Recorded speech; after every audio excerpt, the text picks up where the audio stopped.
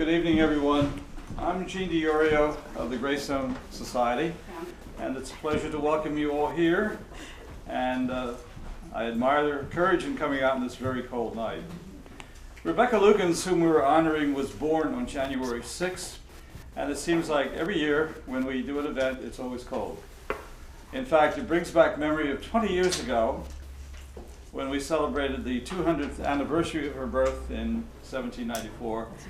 We decided to have a wreath-laying ceremony at her grave, which is out Ursula. Skip and Barbara, you were there. You'll probably remember it. It was one of the coldest days I can remember. We were all huddled, and we had someone from the Lukens staff go out the day before to remove the snow so they could see the tombstone, which was very low. But anyway, we have become, traditionally, we want to do something to honor. So this evening you're going to hear from Rebecca Lukens and also her daughter, her one daughter who married Dr. Charles Huston, Isabella. We have two wonderful people playing the parts tonight. We have Susannah Brody, who is our Rebecca Lukens interpreter, and also, come in, Juliette Honsinger, who is our program director. Come in.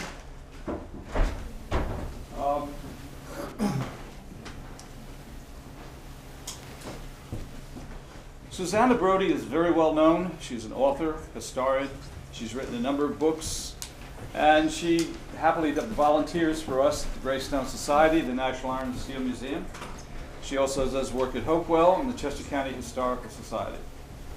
And Juliette Honsinger is our program director at Greystone and has a master's degree in history, which she earned at Temple.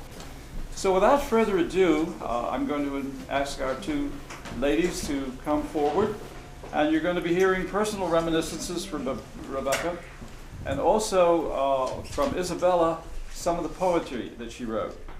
Isabella Lukens Huston had a great interest in books. She's credited with having established the first library in Coatesville, and she wrote a couple of books herself, one of which was a European travel book, and the other is poetry. So you're going to have a delightful evening hearing from these two ladies. So I'll call them forward.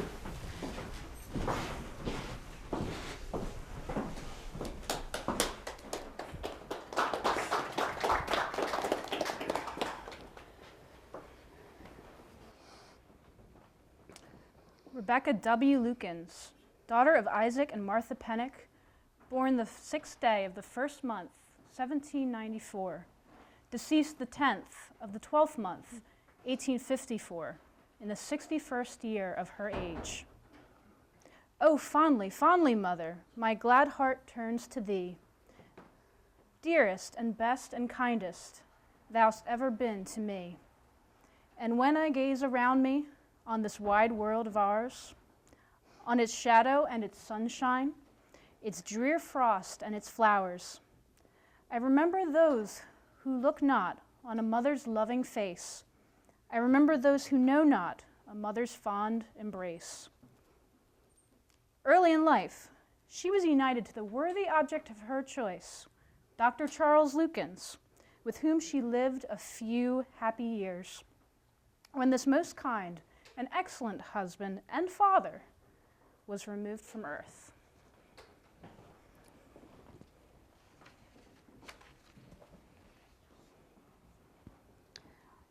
I was 18 years old when I returned home after my final school year. My mother was most anxious that I assist her and learn the duties of family. My little brother George was often put in my care. But after a few weeks at home, I prepared to attend my father on a business trip to Philadelphia. The visit in the city was a delightful one. During my stay there, a friend of my mother's, Mrs. W., paid a call and introduced me to her companion, a doctor named Charles Lukens. The doctor was above the common height. An air of grace and dignity were blended into his form. His hair was the deepest shade of black, his eyes hazel, his other features manly and markedly handsome. After they made their departure, my thoughts involuntarily returned to the conversation with the young doctor with an interest that I could not at that time quite define. That spring gave way to early summer, and nature wore her gayest garb. I recall it was a beautiful sunny day. I had just put down Scott's fascinating Lady of the Lake, which had claimed my attention for some time. I was sitting by the window enjoying a glorious sunset, and so lost in my own reverie, I didn't hear approaching footsteps until Mrs. W. startled me with her greeting. Her husband and Dr. Lukens were with her. The next few days were given to the duties of hospitality. Often in the evening, we walked along the stream that traversed our property, and I ever found Dr. Lukens by my side. At length, he asked to speak with me. "My dear Rebecca," said he, "I must depart first thing in the morning and return to the city. I have neglected my medical practice. But might I ask, would I consider my love?" Well, diffidence and shyness at first kept me silent, but a lengthy conversation followed. And when all was said, all discussed, our plighted faith freely exchanged. I was happy. I, the happiest of happy. Dr. Lukens and I were wed at Fallowfield Meeting on March 25th, 1813. My father persuaded my new husband to leave his medical practice and go into the iron business with him. From the dusty city's turmoil to the country's green repose, for the willing feet of our youngest, we brought the little shoes. He laughed with gleesome pleasure as he tried the purchase on, for merry and bright and joyous was the heart of our little son. His mother must see their beauty, his nurse must come and gaze, and his little sister's loving smile must give its meed of praise. And up and down the stairway and all around the place, tramp went sounding footsteps with the earnest, happy face. And once or twice he wore them, then a deathly quiet fell on the dear home of his childhood and the haunts he knew so well. Within the lonely mansion, within the silent room, lay a little still white figure, too lovely for the tomb.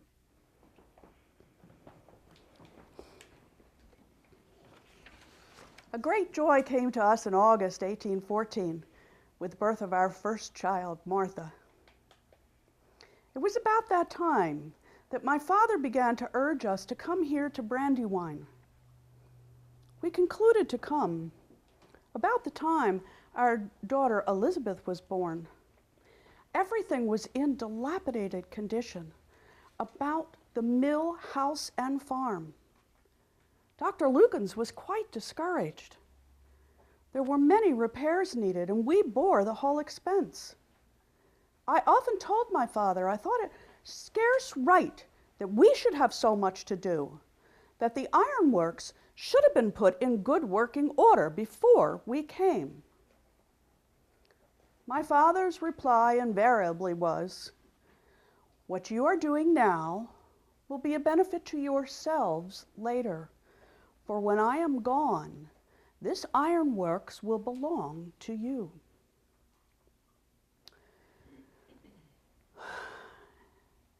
Shortly after our son Charles was born, Dr. Lukens commenced the boilerplate business. Now, this was quite risky, for it was a whole new branch of the iron industry, but he had high hopes for its success.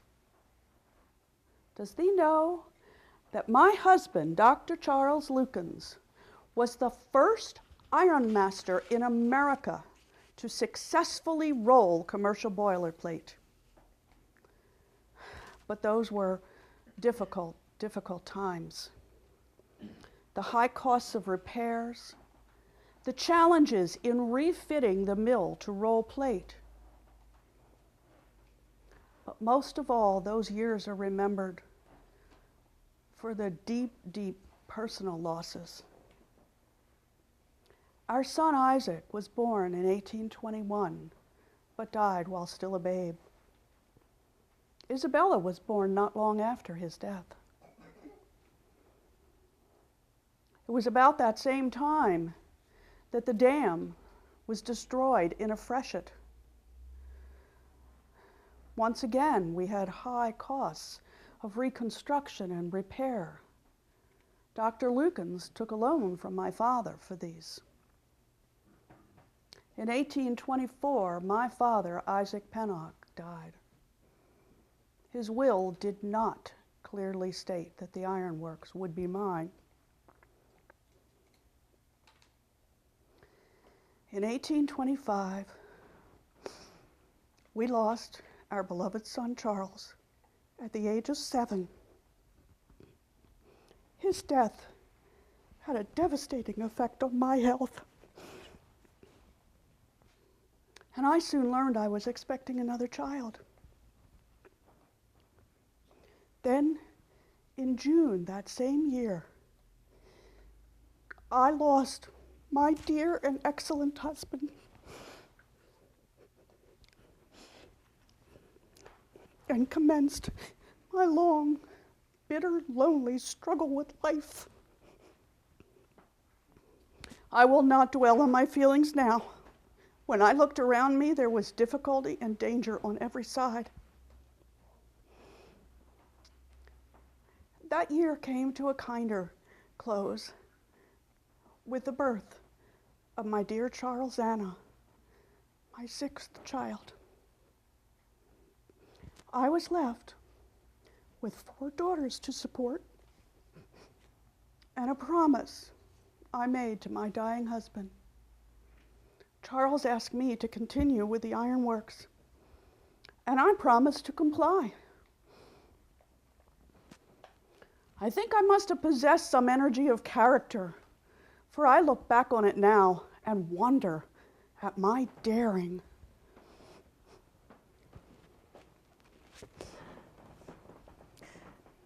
Situated in the Great Valley, the garden spot of Pennsylvania, extending from the Susquehanna to the Schuylkill, the old mansion is also in the valley of the Brandywine, which crosses the former at Coatesville, in the midst of a highly cultivated agricultural country. The advent of the Pennsylvania Railroad into our midst was a most exciting event. 50 years ago, probably, my mother, standing in her own doorway and looking northward, said to her brother Isaac, "I shall not be surprised one day to see a railroad cross through yonder hills." "That," he replied, "would be a miracle which would never happen in my time. They could not cross that gorge through which the Brandywine flows." "Yes," said my mother, "they could easily span it with a bridge." And so they did. But it did not happen until after my uncle's death.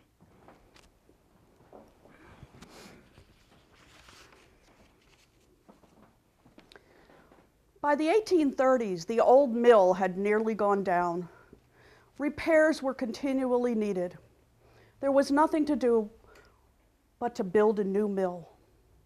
With my brother-in-law Solomon's help, we have completely rebuilt the mill, made repairs to the mansion house, built substantial tenant houses for our workers, and made improvements to the farm. It was about that same time that the Pennsylvania legislature authorized the construction of the Philadelphia and Columbia Railroad, one of America's first rail lines. The railroad gave us the potential to expand our market to Philadelphia and beyond. Now, our business is dull enough and the competition is all around us. But I have built a superior mill, though a plain one. And our character for rolling boilerplate stood first in the American market. But in 1837, we began to have a few years of economic difficulties, along with the rest of the nation. Cheap, poor quality iron was being imported, leaving home businesses like Brandywine without protective tariffs. My men marched in protest without success. Solomon and I supported them, giving them the time to march and providing the banners. It was about that same time that our new neighbors to the north challenged my rights to the dam that provided the water that powered the ironworks and had for more than 25 years.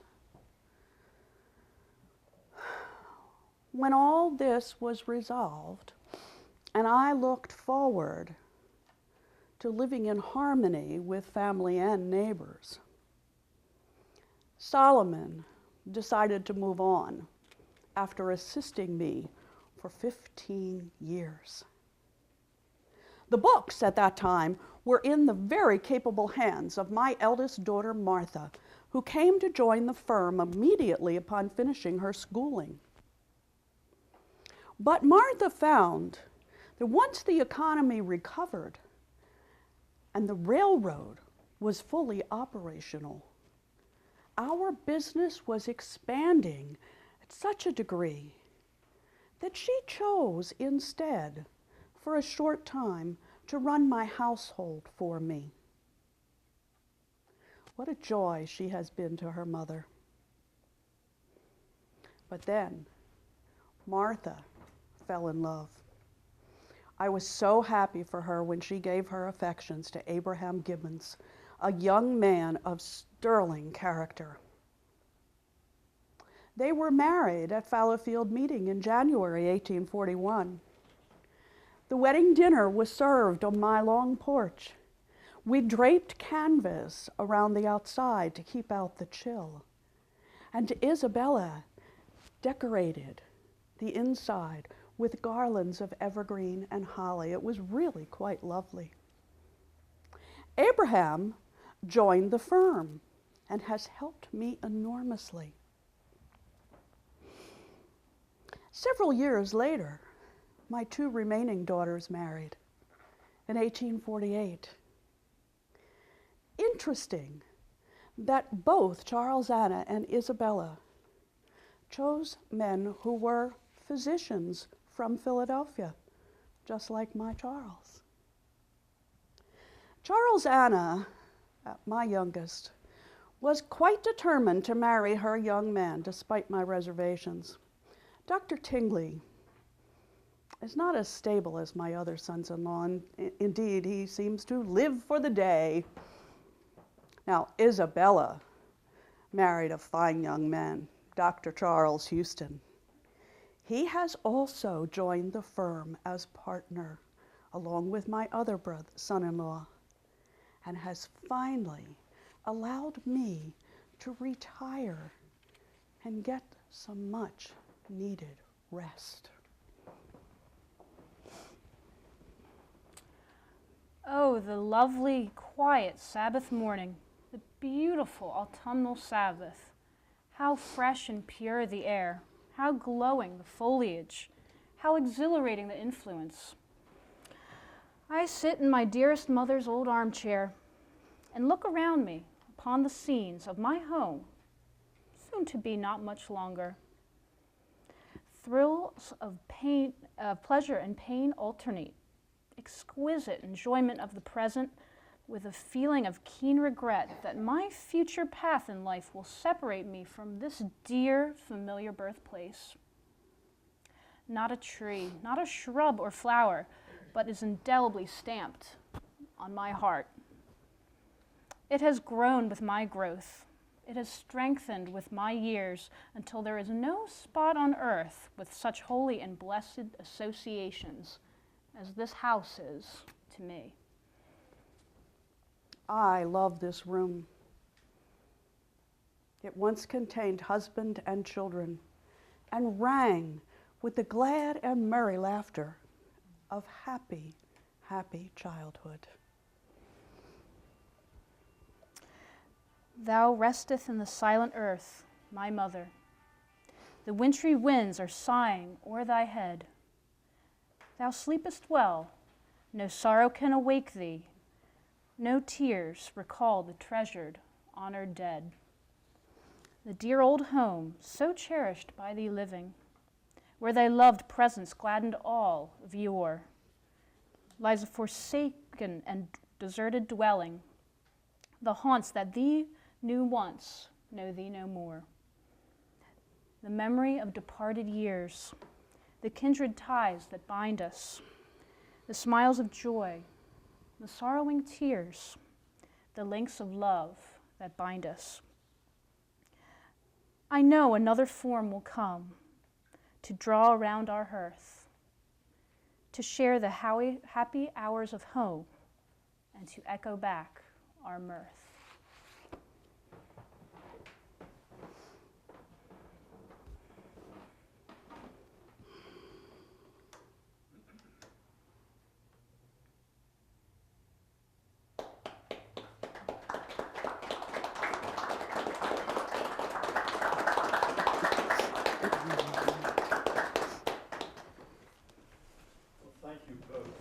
I think you have added a great deal of warmth to this cold night with this very beautiful presentation. Please give these people a great hand.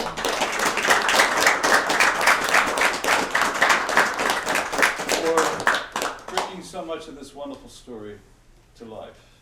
And we, the Greystone Society, are deeply grateful for all that you've done for us. So thank you so much. Thank you. We welcome feedback, questions, comments. I have a question. Is this the house that Rebecca lived in? No, this was not. Rebecca's house is Brandywine Mansion, which is on the other side of the street and down a ways. Okay. And it is part of the holdings here in the historic district, but it is in the very early stages of going in preparing for restoration. It was acquired from the steel company a couple of years ago, and it needs extensive work. It actually, for more than 60 years, had a huge box building attached to it, and it was the company's store. Fortunately, they used the stone house that was really behind the store for storage and office space, but didn't change it or destroy it. Okay. So that yet has to be done.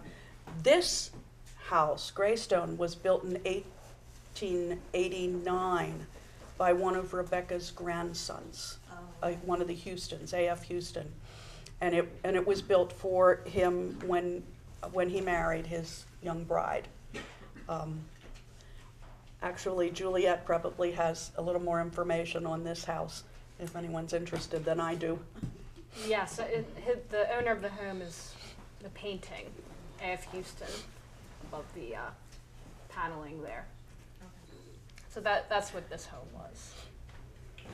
What you should tell us is about where your home is. Isabella's home is across the street, diagonally from where we're sitting now. We call it Terracina, and it was built in 1850 and 1851, and it was lovingly built by Isabella's mother, Rebecca. So almost the entire street is family homes, in addition to the office building.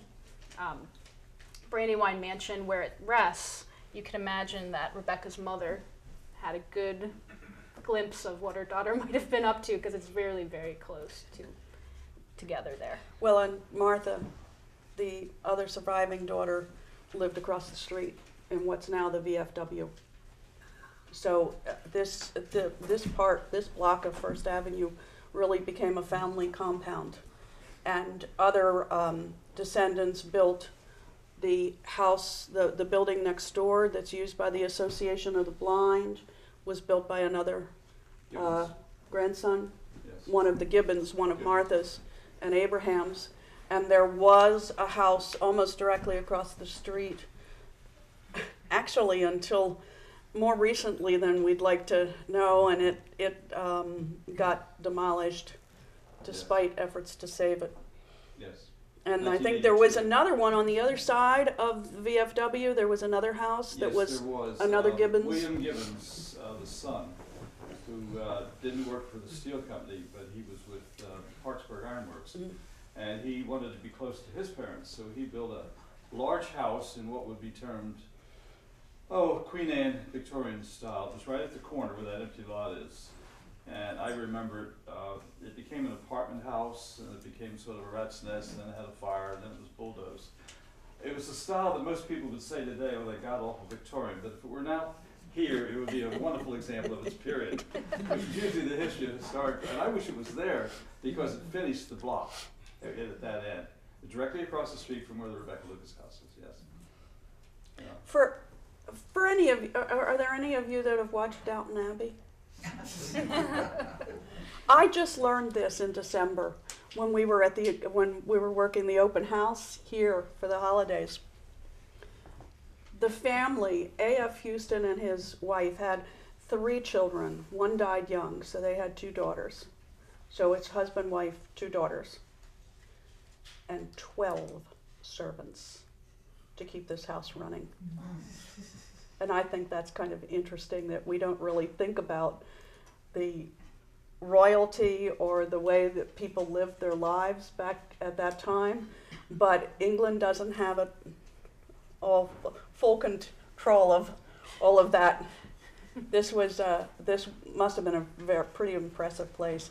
And actually, as you look around in this building at this beautiful, beautiful woodwork and the details, the craftsmanship that went into building this building. Well, just behind this beautiful stairway here is another stairway. And it's very narrow and modest. It was the servants' stairway. And the back, the kitchen, there's large, large space back there.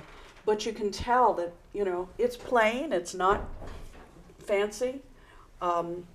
Servants had quarters up above.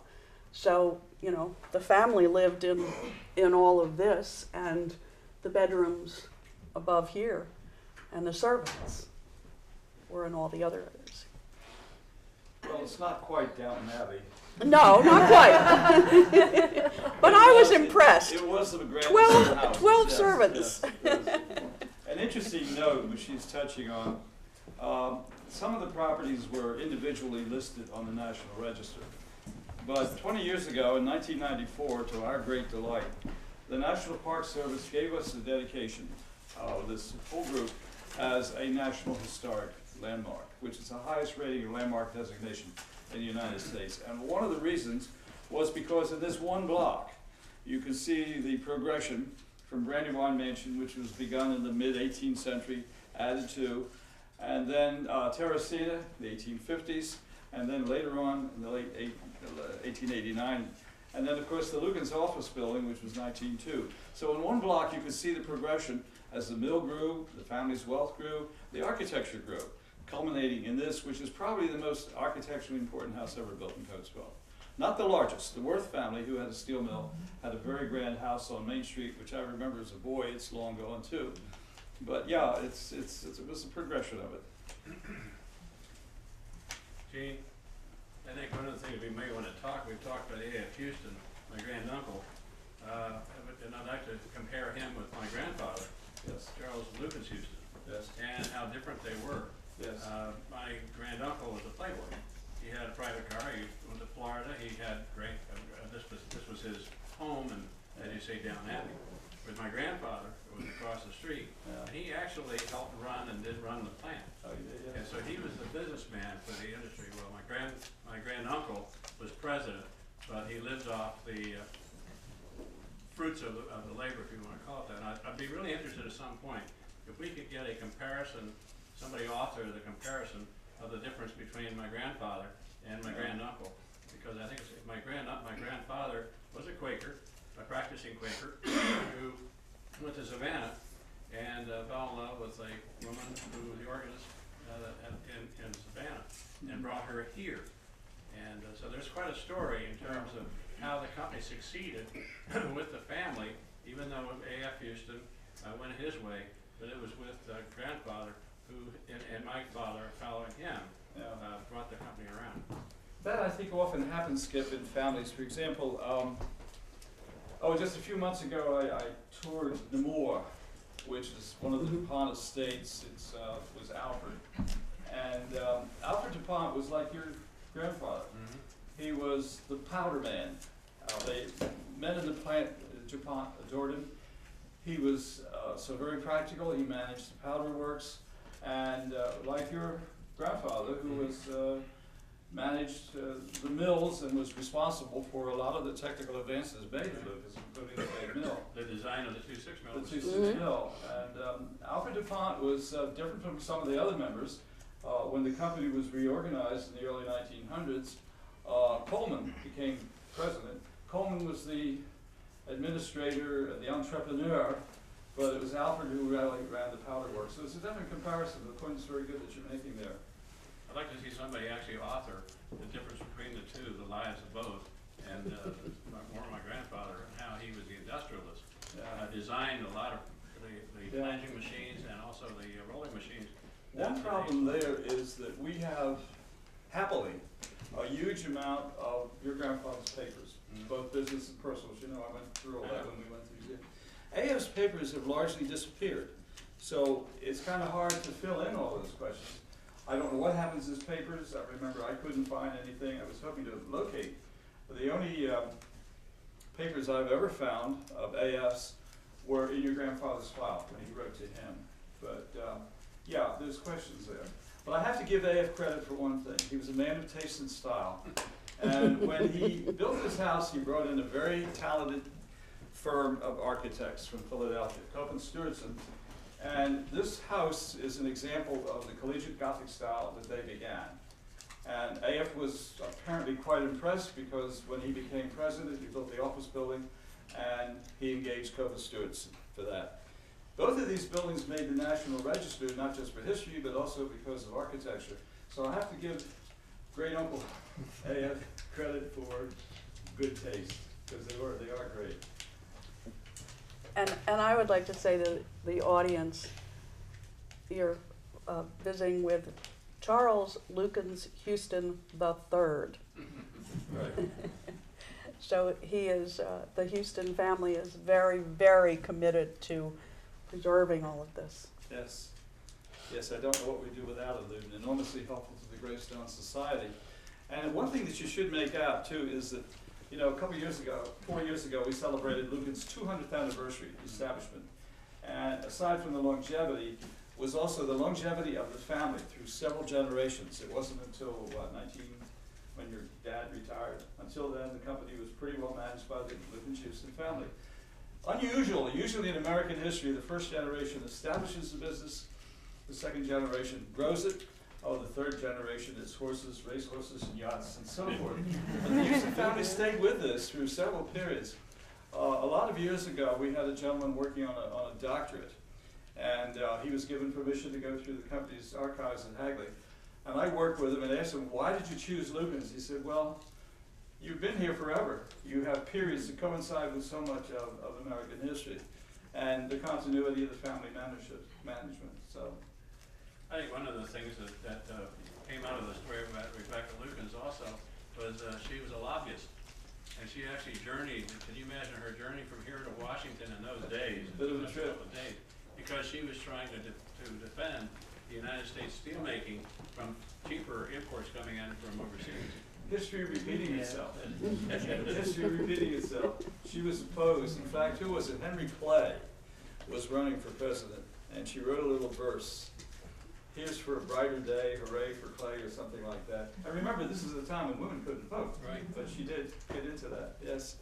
Well, I think we have a remarkable history all the way through, from both the development standpoint, architectural, managerial, plant technology, and so forth. And so again, any more questions, you ladies? I have one more question. You talked about Rebecca being, I think, married and buried at Fallowfield Meeting. Well, Rebecca is not buried at Fallowfield Meeting.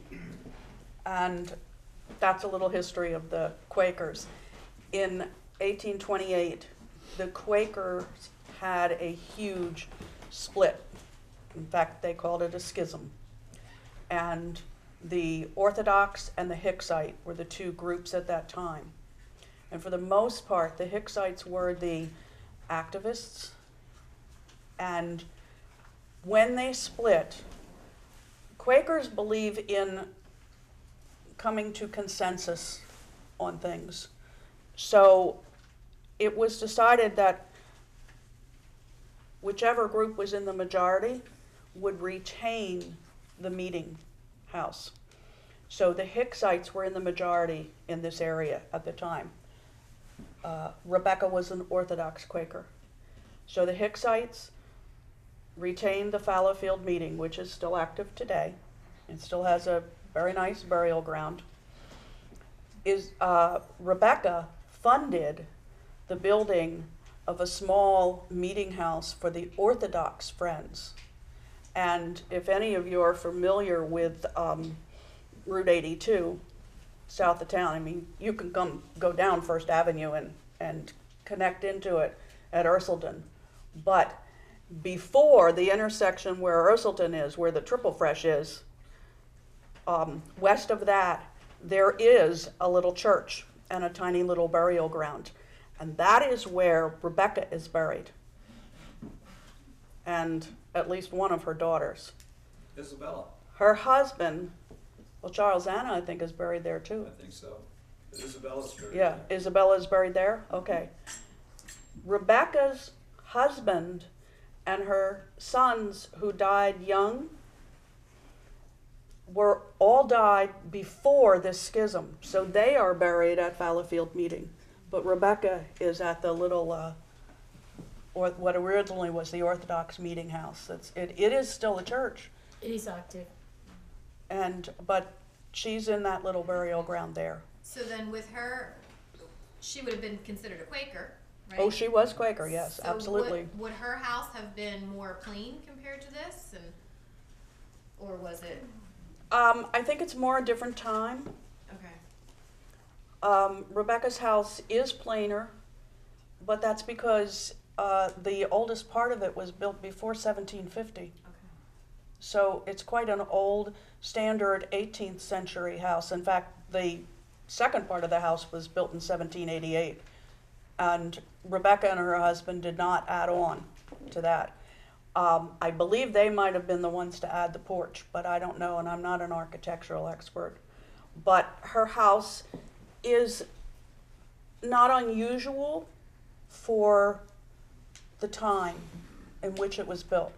Now, I could make another comment, but I have to warn you, sometimes I definitely get into my own personal opinions on these things. If any of you are familiar with Hibernia, it's quite an impressive mansion. Hopewell Furnace has what they call the big house, and it is quite impressive also. Rebecca was content to live in Brandywine Mansion her entire married life. I believe if Charles had lived, he would have been likely to build a bigger, more impressive house for his family. Because in those days, that would have been a sign of the success and prestige that, you know, he had acquired. Rebecca was a single mother of 4 daughters and running the mill. This property also included a working farm, and in the years that her mill advanced she invested in many ways within the city of Coatesville. So, for example, before the railroad came, the main way of delivering iron was by horse and wagon. So she would have had her own wagons and teamsters and wagoners. She would have had the blacksmiths associated with that.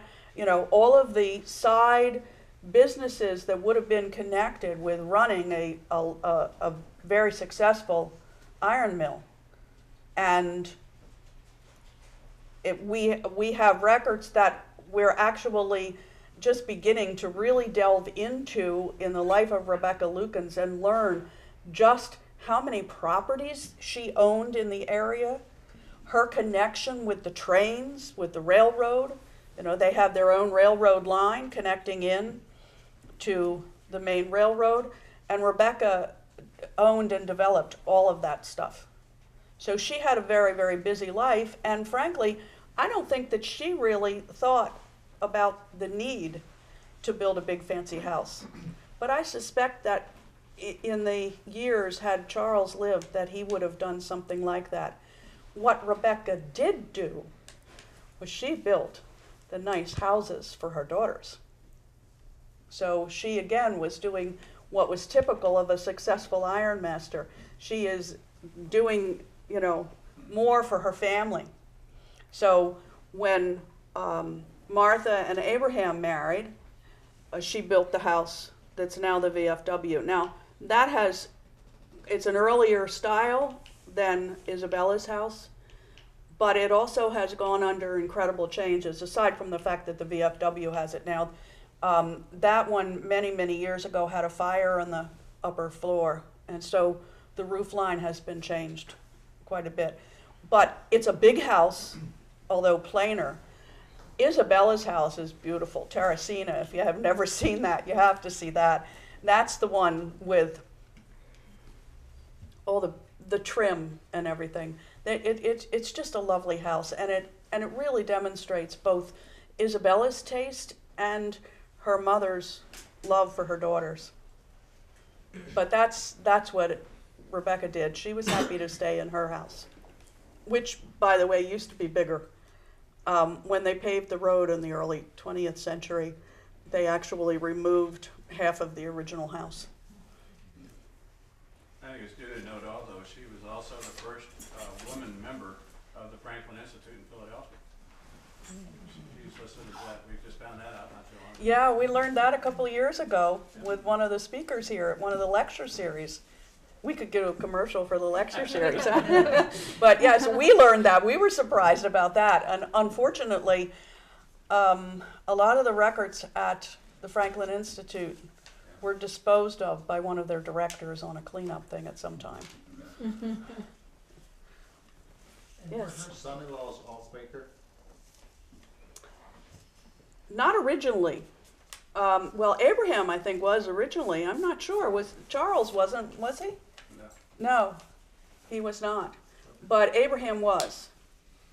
But as often happens with the families, particularly in the late 19th and early 20th century, I'm suspecting, possibly from intermarriage, that we lost some of the Quaker strength in this area. You know, I think Charles But- was, because my grandfather was also Quaker, and when he went to Savannah to bring back the white, Right.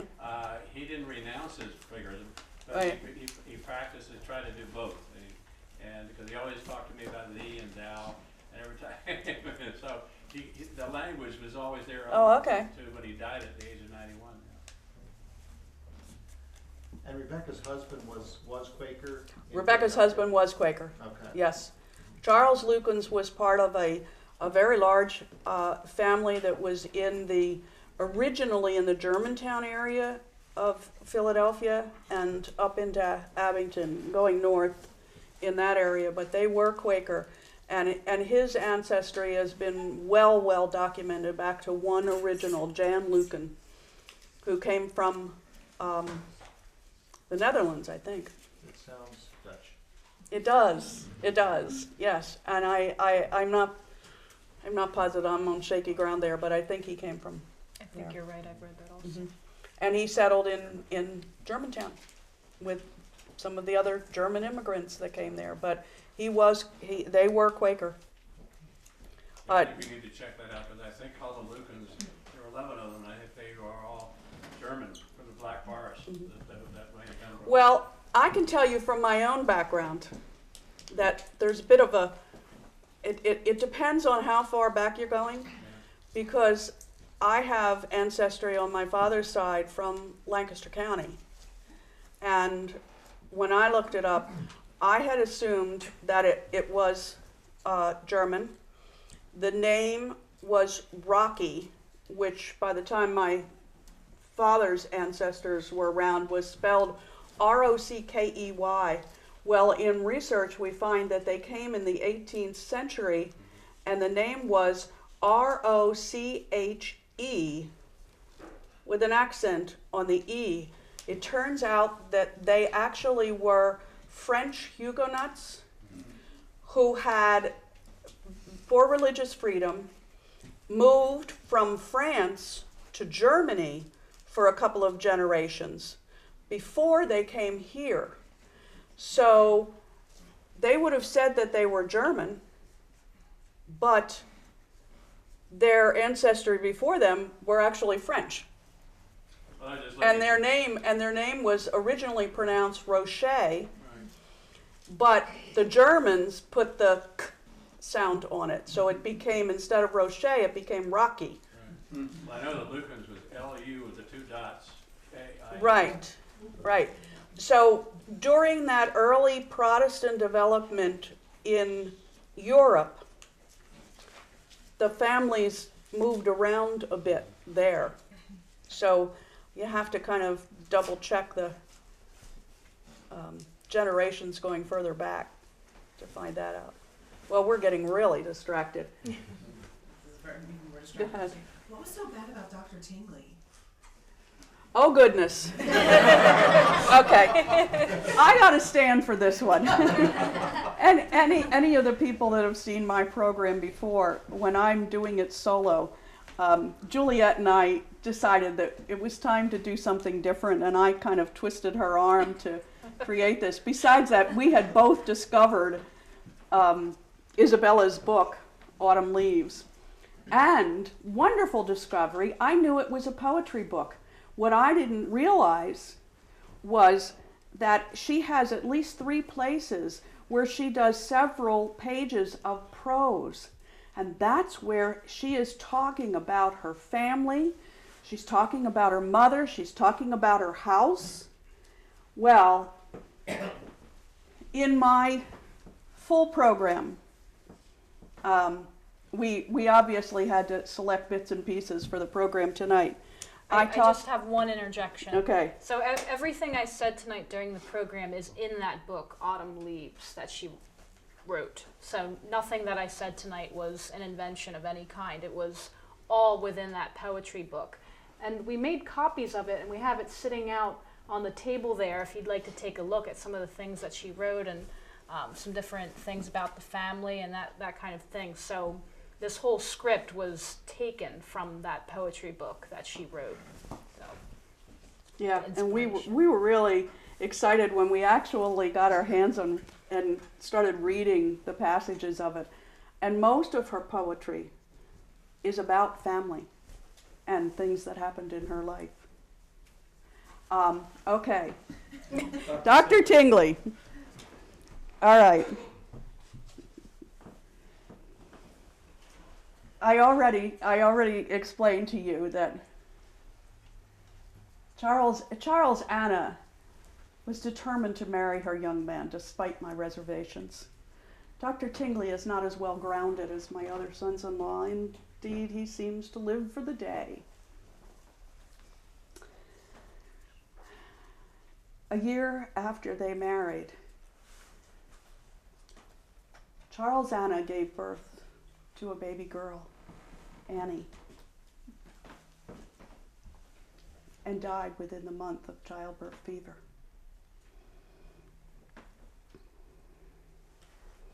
She asked me to care for the baby, and Dr. Tingley agreed.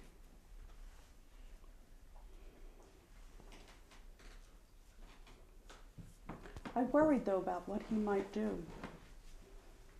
And a friend of mine learned perchance in Philadelphia that Dr. Tingley had gone to the Orphans' Court and petitioned to have full guardianship of his daughter and her estate. I was uncertain what to do. My brother-in-law, James Penrose, also my attorney, gave me advice. "I can tell thee what to do, Rebecca," said he. "Offer Bill Tingley money in return for his daughter. And it need not be a large sum, for he is always out of pocket." And so it was done. I offered my son-in-law, Dr. William Tingley, $500 cash for his daughter. And he accepted. Would they have done such a thing? Would they? I think not. I still worry that he might try to interfere. He has come to see her only occasionally. We see more of his parents. Annie is visiting her paternal grandparents right now. Still, I worry about it. But that's another excerpt of the story on that. Rebecca's daughter, Charles Anna, married at 21, and she died from childbirth fever. Rebecca was with her when the baby was born and stayed with her through that time. And we actually have a letter that she wrote to a cousin expressing great concern that the cousin not be speaking to Isabella, because Isabella and Charles Anna were very, very close. And Isabella was so worried about it, and Rebecca was worried about what the effect was going to be on Isabella. And sure enough, Charles Anna died. Dr. Tingley, obviously he was quite smart and well educated, but he apparently was not a successful businessman. He wasn't particularly interested in working too hard. And as James Penrose says, he was always out of pocket. He spent money. Now, I'll give you another little bit of history that I found very interesting. In 1848, the Pennsylvania legislature passed a new regulation on inheritance. And it basically was created to protect women. Because back in those days, now the Quakers were better at it than some of the others, but in the time that Rebecca's husband died, and he died without a will, there were potential fights with Rebecca about the ironworks because women didn't necessarily inherit control.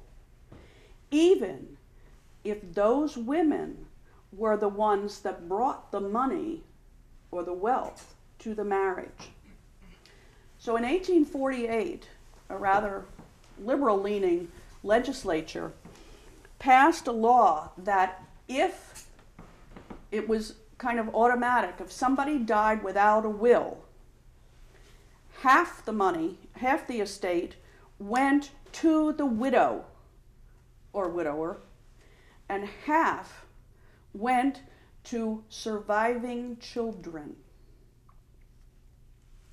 So when Charles Anna died, and Charles Anna, of course, came from considerable wealth, and because of the struggles that Rebecca had, she made sure that her daughters were independently wealthy, that they were financially secure. So when Charles Anna died without a will, half her estate went to her husband, Dr. Tingley, and the rest of the estate went to her newborn daughter. who was in the care of her grandmother, Rebecca Lukens. So Dr. Tingley, clearly from his behavior, was not as interested in his baby daughter as he was in getting control of the other half of Charles Anna's estate. So now I will tell you that I interpret the research that I have done on Rebecca, and I can say, you know, it's my impression that I get. But just from studying up on everything that we've seen of William Tingley, and he apparently didn't show up much after Rebecca died either.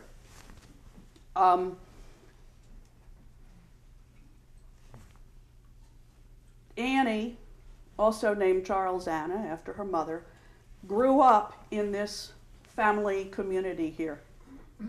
So in the 1860 census, she is living with Martha and Abraham Gibbons across the street. But she basically was all part of, you know, these families took care of her. Unfortunately, she died at the age of 12, which was not unusual, as you could tell from some of the others. Children dying in infancy and in their first few years was not uncommon back at that time. Anyway, that's what we know right now about William Tingley, and not much else, except he wasn't as well grounded as Rebecca's other sons-in-laws. But we have a handwritten document, the agreement that she made with Dr. William Tingley, where he signed off rights to his daughter, but he did retain visitation rights. And she paid him $500 cash. Now, you know, you might think that's a lot of money. Not at that time. And certainly not from Rebecca Lukens at that time. You know, if he had held out for more, she would have paid him more and been even angrier. I mean, she just couldn't understand. Even as she's offering him that money, she can't understand how a father could do that. She would have thought way more of him if he said no, you know? But he agreed. And I think her daughter was wise in saying the best place for her daughter was with the grandmother and this family community here, rather than being with her ne'er-do-well father. So anyway, I think that's a good time to end. And I believe Isabella has a surprise for me. Yes. I hope that you'll stick around for some birthday cake for Rebecca Lukens' birthday. So we'll be bringing that out shortly. Thank you. And the other refreshments, of course, and then the dining room. And I'm happy to talk to people informally, but I think it's time to go get some refreshments. Thank you. Thank you.